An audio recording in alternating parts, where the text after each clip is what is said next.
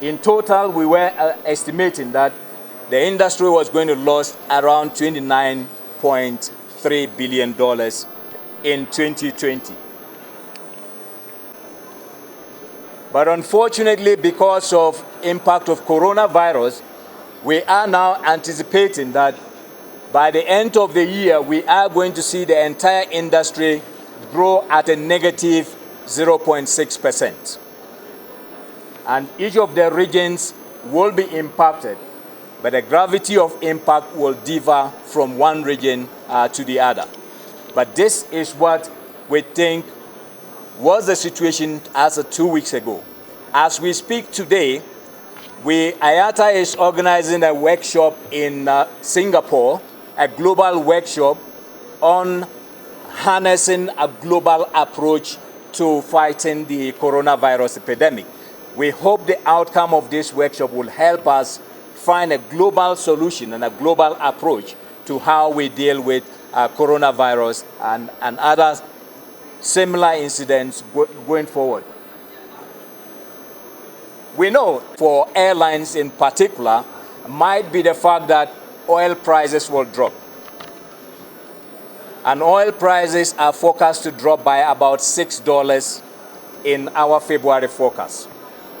Whilst this is good news for airlines, if you don't have passengers to fly and you don't have destinations to fly to, of what use is a drop in the oil price? So it might not actually have a much bigger impact on the operators. In any case, for many of the airlines, because of volatility of oil prices, many airlines have actually hedged their oil.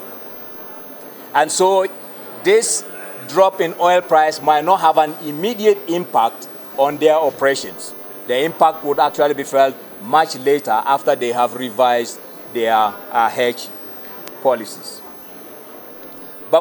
But in addition to the financial relief that we are asking governments for, we also want governments and airport authorities and slot coordinators to actually reconsider the application and enforcement of the 80-20 rule in slot usage at busy airports. As some of you may be aware, in some of the busy airports, if you don't use your allocated slot 80% of the time on time, you lose it at the next season. If we fail to contain coronavirus, then we are going to have coronavirus cause us to slip into an economic depression, which will take much longer and much more pain to be able to get out of it. Africa was forecast to grow by 3.8% in 2020, and the Middle East by about 2.5% over the same period.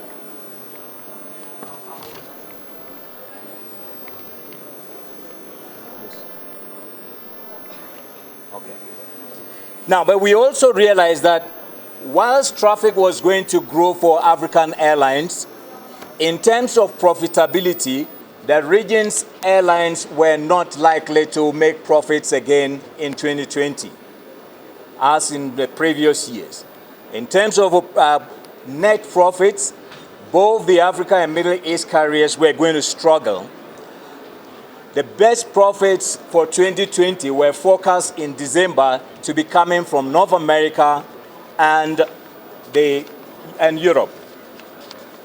But this notwithstanding, we also observe that in Africa, we still have very strong carriers. We have very strong airlines that are doing a lot of good work, except that the profitability is eluding most of them.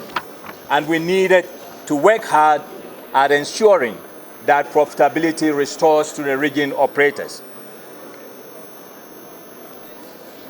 The other thing that we observed in the December forecast was that the African market is particularly fragmented. We heard from the CEO of Ethiopian Airlines that 20% of the traffic is controlled by African airlines and 80% by others. In this slide, we're showing that in terms of seats available, seats that are deployed on the African market, the top 5 airlines on the African continent controls just about 35% of the seats, and the rest of the seats are controlled by non-African airlines in the African market. But that is not the only challenge. If you look at connectivity on the African continent, and I'm happy the SG of AFCAC just informed us that very soon we will see some more action as some funding will be available to improve connectivity. If the last 5 years, connectivity has literally been a flat on the African continent compared to other regions where you've seen connectivity improving. This is connectivity as it relates to population growth on the continent. Now, for us to improve on connectivity, SATAM is critical for us. And we are looking forward to the input and support from AFCAC to be able to improve connectivity. This is how Africa connects intra-Africa compared to how Europe connects intra-Europe. Look at how dense Europe connectivity is compared to what Africa is. We need to improve on this if our air transport industry is to be sustainable. Ladies and gentlemen, allow me now to switch on to talk specifically about our focus related to the coronavirus. But as I said before, when we put us together, we are small. So this is a main concern. And as a pioneer Pan-African airline, this has been a major concern for Ethiopian Airlines. We have been serving the continent for more than 7 decades in good and challenging times. Whether there was war in countries, civil war, famine, natural disasters, we continue to serve the continent. Ethiopian Airlines has done a lot in the continent. Back in the 70s, when China was not as open as it is today, Ethiopian Airlines was serving China. But by doing so, Ethiopian Airlines has shown Africans the other side of the world, the East, the Eastern Hemisphere. Today, significant part of African trade is with the Eastern Hemisphere.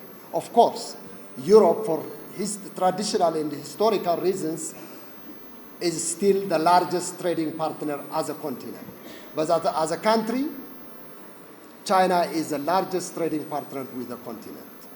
And as a result of that, our early investment in China, connecting China and the rest of Africa, today we are the largest carrier in that trade lane.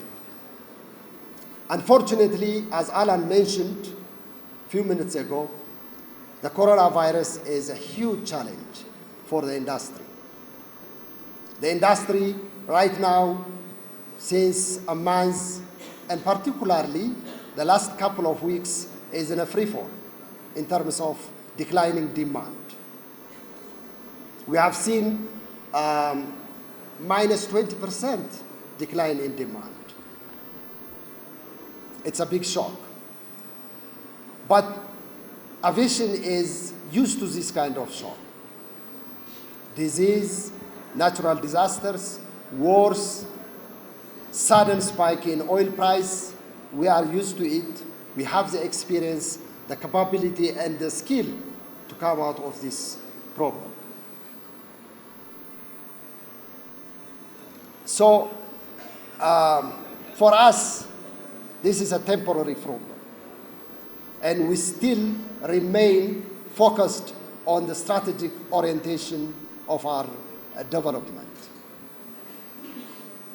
We will discuss in the afternoon in the interview, but to give you some idea, Ethiopian Airlines in the last 1 decade has invested a lot, as you have seen in the video, and Ethiopian Airlines has created enough internal capacity for the continent in terms of MRO, training, and other aviation services, which can serve the continent in all its needs. If you talk about our aviation academy, it can train about 4,000 students simultaneously.